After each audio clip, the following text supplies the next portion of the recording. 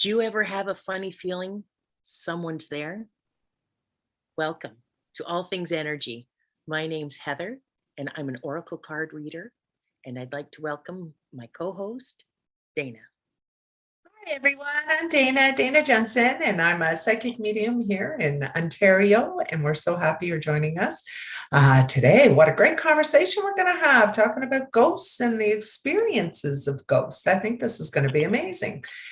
And I know we were talking just before we started. I think you should show us one of the cards that you had pulled and maybe express your experience with the cards as well. That was interesting. Yes. Well, when I was shuffling, the same two cards have been reoccurring. They've been coming out. They've been jumping out. So I put them back in. And again, so this morning, I spoke to you about it, Dana. I said, they just keep coming out. So here's the first one: hearing messages from spirit. I am a clear channel for messages from spirit. And then the second one, it's like they pretty much just jumped out at the same time. Listening with your heart. I trust the messages I receive from my heart. So that's wonderful. I trust the messages I receive from my heart. I do, and I think it's talking to us, and that's another connection. You know, when you're laying in bed and you're having that experience where there's something standing at the end of my bed, and you know you want to look, but quite often you're going to look and you're not going to see anything. You're going to feel it. You're going to know it. You're going to know somebody's in your presence. But then your rational brain is going to take over and you're going to say, oh, no, it's just my wishful thinking or what have you. Okay, I want you just to imagine. Okay, just imagine this. You're in bed, you're by yourself. I sleep by myself. And you're in bed, you're by yourself, and you know there's something at the end of your bed. And you're thinking, oh, what is that? And if you were to actually get up and look and see a corporeal ghost standing at the end of your bed, what do you think that would do to your psyche? So I always want you to remember that the feeling is the starting of being able to see it. I've been doing this and seeing ghosts all my life, and they still startle me. They still do. I'll walk down the hall and there'll be something standing there and I'll be like, whoa, it's just, and you can get startled by them. What I do kind of recommend, though, is that when you're feeling this at the end of your bed, you know that feeling, think about who it is, ask the question, telepathically communicate with the energy. And I think a lot of rational science-based people don't want to say, oh, I'm going to communicate and I'm going to communicate with nothing, and it's going to be my brain that's going to tell me things. But maybe ask questions you don't have a reference to. Maybe ask the spirit that's standing at the end of your bed, what will you have me know today? What is it that I'm supposed to be aware of today? Because a lot of times when they're standing there, they do have messages for you. And, sometimes it's just giving you luck for the next day if you have a job interview. Sometimes it's just to make sure that you're in bed and that you're safe and you're sound. And it's usually loved ones. There is some moments where I've had some pretty scary things that didn't really make sense to me, even in my world, of course. And I don't know. I'd like to explain this, but I want to tell the story and kind of how it happened. I'm laying in bed, really tough day of readings, and there was just a lot of negative energy. And this happened probably a couple of years ago. And I'm laying there and I'm watching my cat, and she's looking in the corner and her hair is up and her hackles are up, and I'm not feeling right. I'm laying there and I got the blankets up over my head, and I'm thinking, oh, there's something in my room. What is it? Right? It didn't feel like anything I had recognized. So as I'm laying there with the blankets like this, and I kind of do one of these with the blankets, because Peaches is sitting in the window looking in the corner and really reacting negatively to whatever this is. And all of a sudden I see this black sort of blob that's in the corner, and it's spreading out tentacle arms. It was the weirdest thing. And I was like, oh, what's that? Right? And it didn't make me feel good. It was just something instantly that wasn't right. Peaches could see it, so I had the validation that this is not just, my eyes making funny things or what have you, because this wasn't normal. This isn't how spirit communicates to me or what have you. But there was some sort of energy, entity, something. I couldn't even tell you if it was conscious or not. I was afraid to communicate with it, to be honest. And so basically, I just kind of closed my eyes and I started doing the Lord's Prayer. Our Father who art in heaven, art, and it tripped me up. I was so anxious by what was happening. I have said this prayer every day of my life since kindergarten. So it tripped me up. I couldn't get the prayer out. So I finally just sat straight up out of bed and I looked at it and I said it out loud, and you just saw it suck into the atmosphere and it was gone. And then Peaches kind of settled down, and she would look every once in a while, but the hackles went down and she kind of just went back to normal. And I laid there, and it still bothers me because I don't really know what it was. And that's something that, when you do tap into the energy of things, or you are kind of tapping into ghosts and the etheric realm and what have you, there is things that are going to happen that are not part of your wheelhouse and not part of your norm. And that's something that I hope the show will help people to deal with. But I can tell you that Lord's Prayer is a powerful prayer. It actually can make a lot of the negativity go away. So yeah, I just wanted to tell that story. Yeah. Well, I do have a story of when I first moved to the area that I'm in. It was a very small town, since it has developed quite a bit. But this was about, I would say 10, 15 years ago.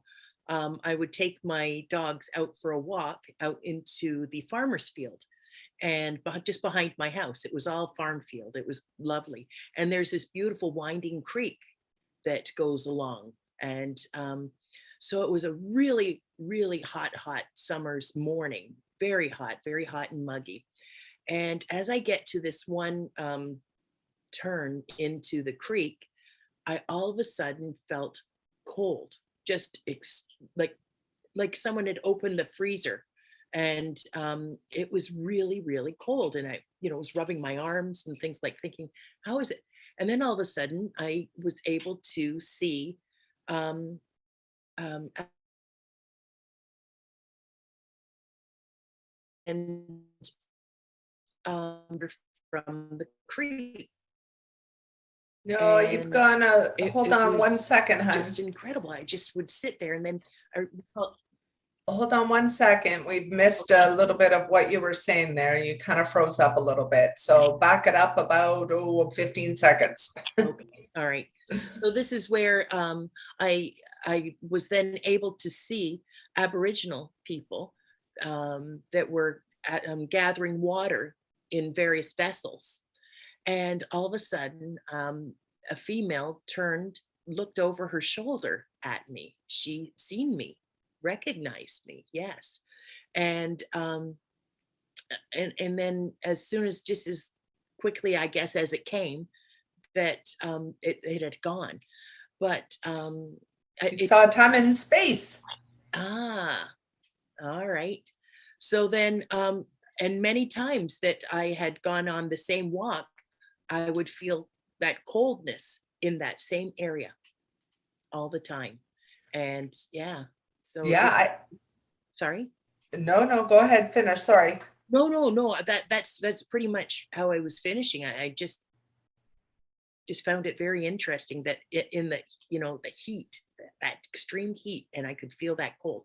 And like I said, in the same area. So Every time. And if you were to sit there and meditate, I bet you'd be able to see how they live their life and go back in time and watch it play out like a movie. I know when I go places, there is a ghostly residual energy that stays in the atmosphere.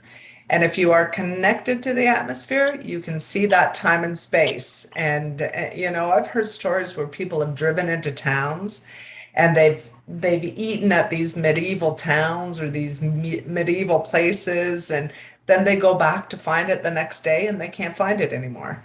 There's stories like that, like, oh, it's just crazy. And I think when you know, I don't know if you would always know if you saw a ghost. I think sometimes if they are corporeal, they just look like people, so you would pass it on. But have you ever had that experience where you're walking down the street and you've seen somebody who's passed, you've seen somebody who's passed on, and all of a sudden the person looks exactly like, oh my God, they look exactly the same. I do believe that that is a spiritual and metaphysical experience, and I do believe it's energetic. And I think when, I had a cat when I was a kid. His name was Misi. He was a big orange cat, and I had him until I was 17 years old, and dragged him home, carried him by the neck. Apparently, my aunt told me that I wouldn't let him go, and I had him by the neck and I was 2 years old or something like that. But after he had passed away, I would feel a cat jump on the bed, sit down and relax. And I knew it was Misi because it was the same thing he did every single night of my life.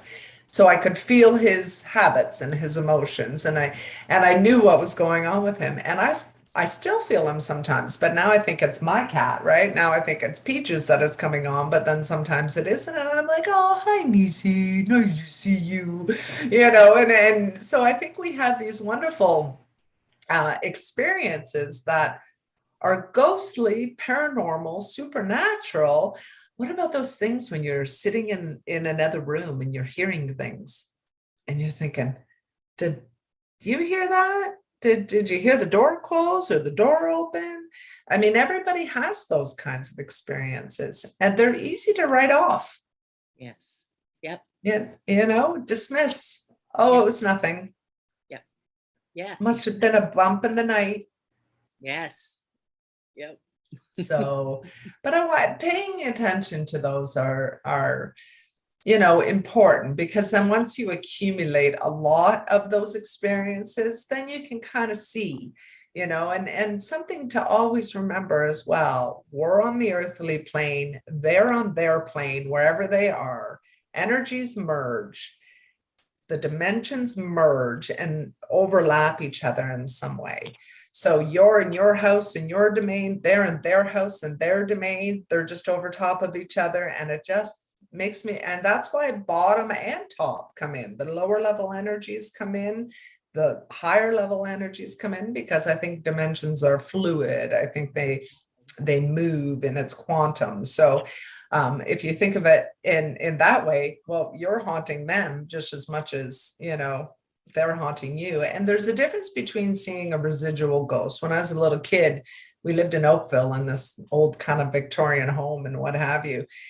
And I was only 3, 4 at the time. And I remember distinctly seeing this man walk through the sink, walk through the wall, walk through the sink, and he'd walk across the kitchen and walk into my aunt's room, and he'd just stand there.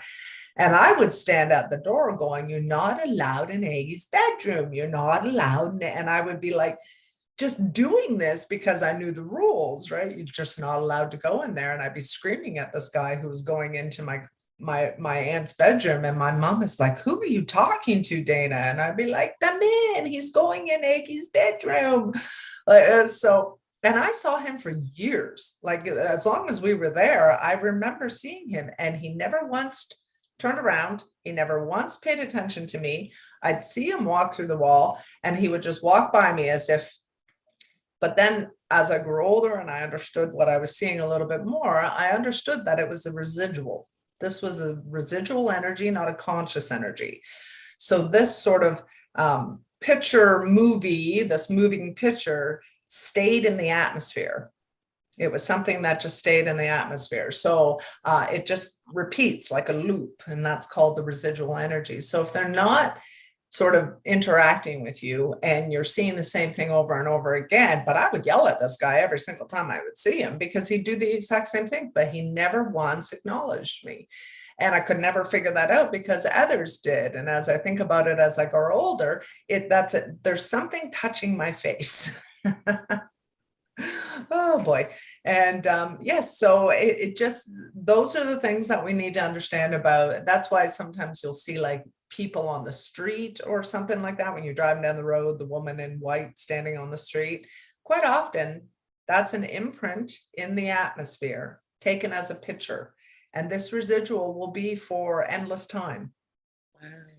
And that's something to think about as well. But if they can react to you and they can look at you like that Indian did, like that, the native, the Aboriginals, as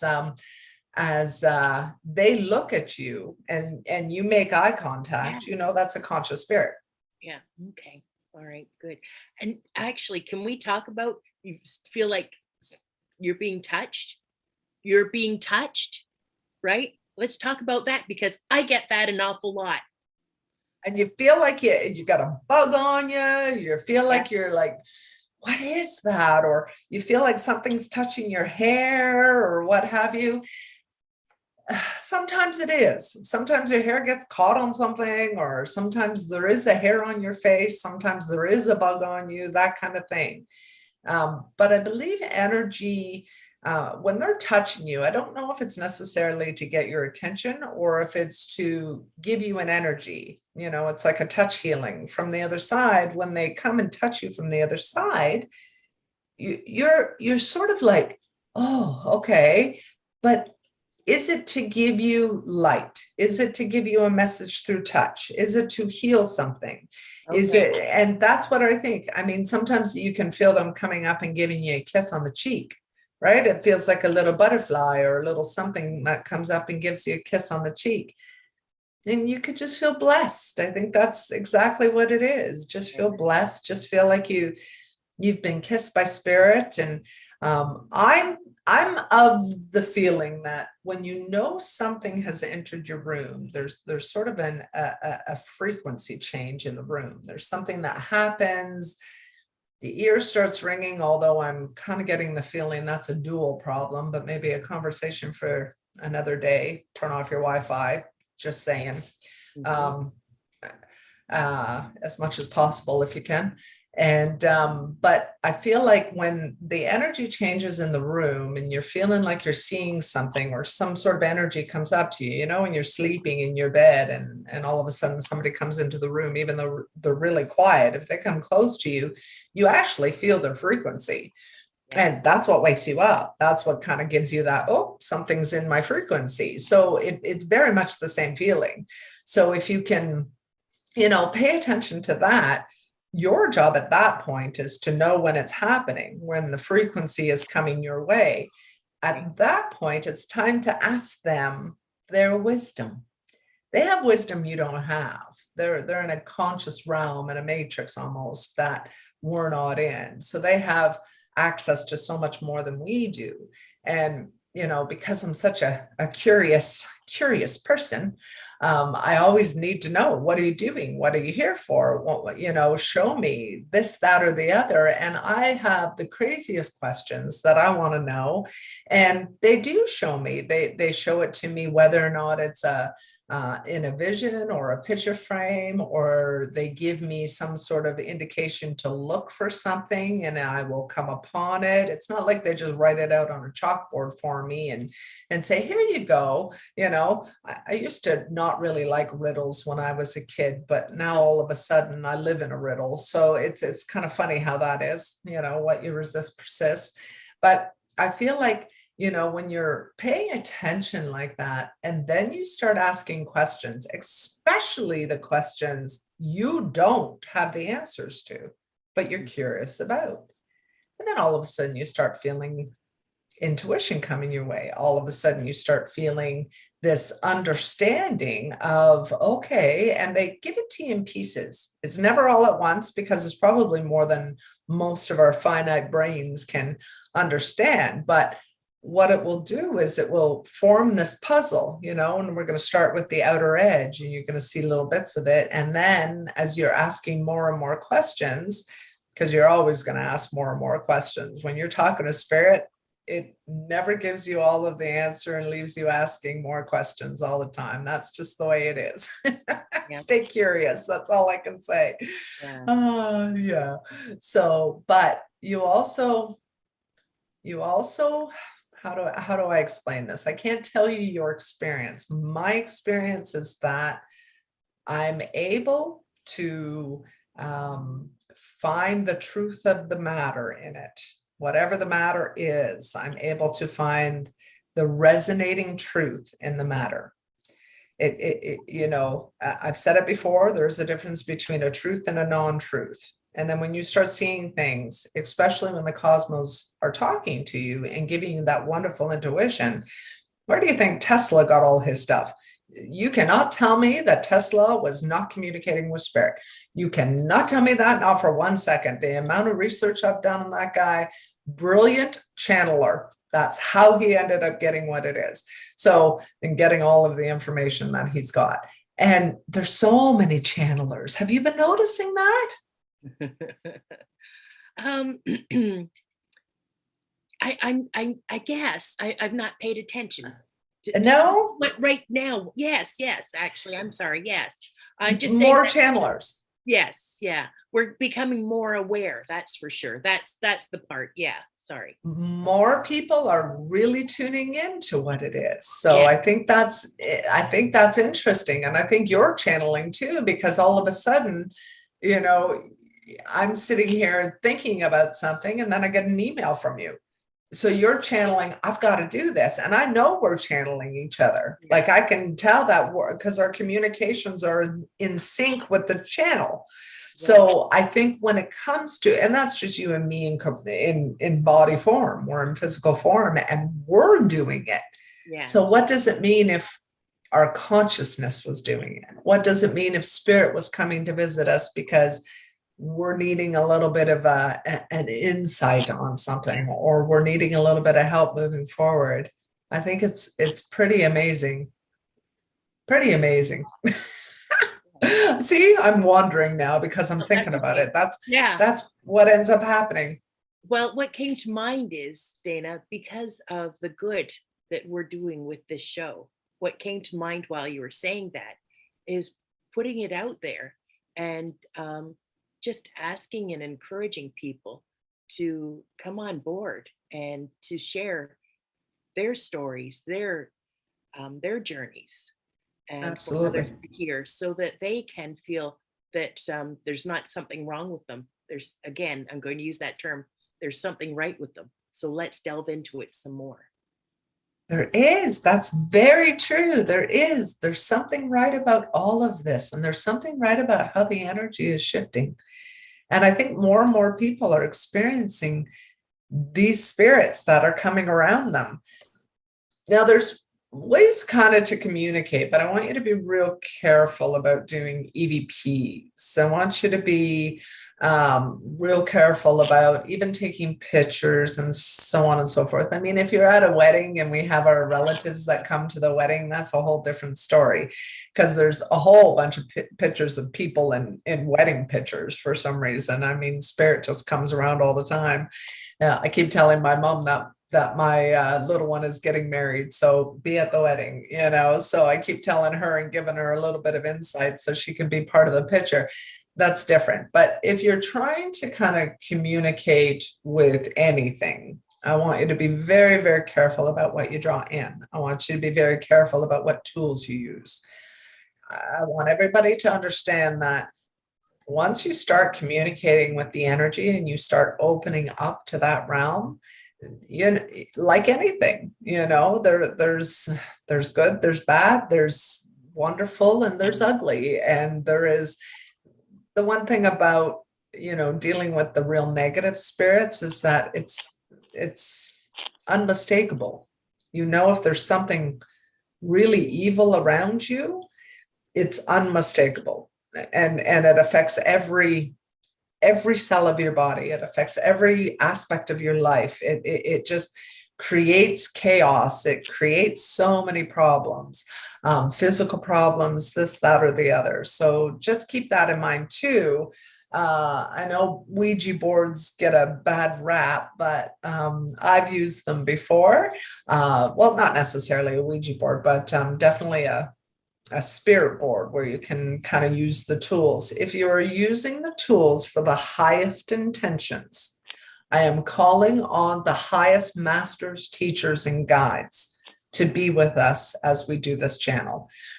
Your intention is to be only communicating with the highest good of whoever is involved. And if you can do that and you can be that, you never know what's going to happen, and you're never going to know what you're going to hear. So I hope that little tidbit, I didn't want to forget to say that actually. Yeah. So the protection then is, like you said before, saying the Lord's Prayer. Yes. Awesome. And another thing I think that you shared with me when you were teaching me a year or so ago is the light. Is that right?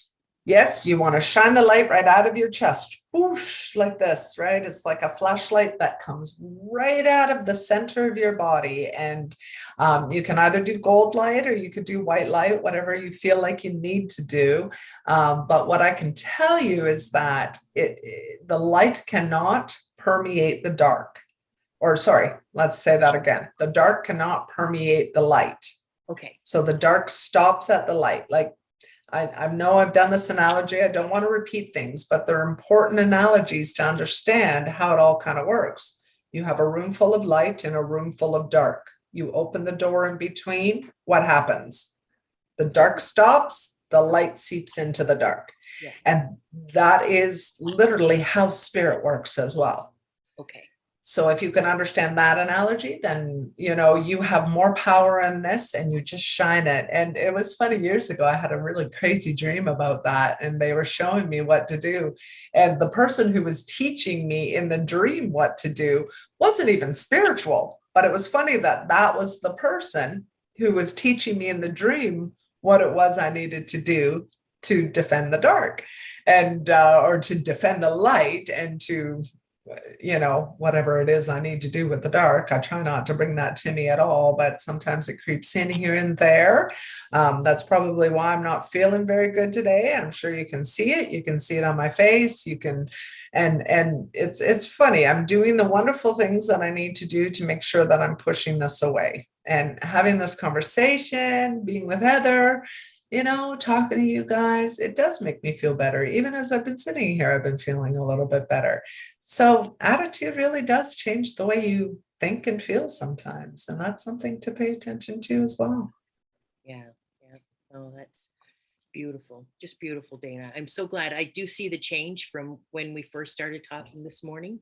And you've got the glitter in your eyes. So there you go. Yeah, the glitter in the eyes. Do you have another card for us? Or no, we've done both cards. Yes, I've done both cards. Yes. Perfect. Good. Well, I think we'll wrap up for this time. I'd like to talk a little bit more about this in the future and maybe delve in a little bit more about hunting, ghost hunting, do's and don'ts, that kind of thing. I think that would be an important thing that could have good conversation. Do it in groups. That's all I can say. But yeah, and then we can talk about that in the future. And tomorrow we have a guest on. He's a surprise guest, so that's going to be exciting. He's new to YouTube and new to doing this, so we're going to give him a little bit of tips and tricks and hopefully get him all set up beforehand. And but he's a really interesting guy to have a conversation with. He knows a lot about the metaphysical world as well. So is there anything you would like to leave us with, Heather? No, I'm just looking forward to the day.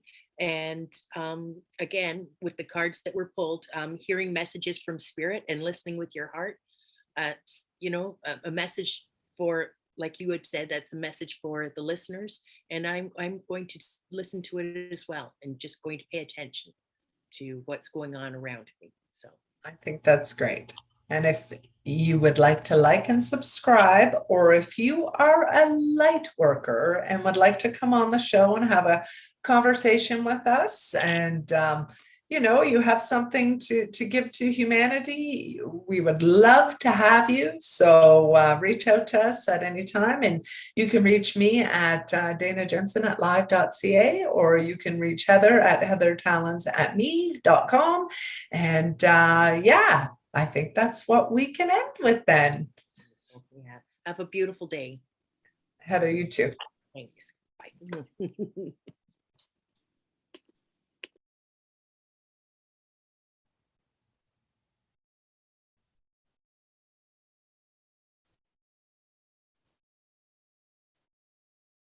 Hey, are you still there?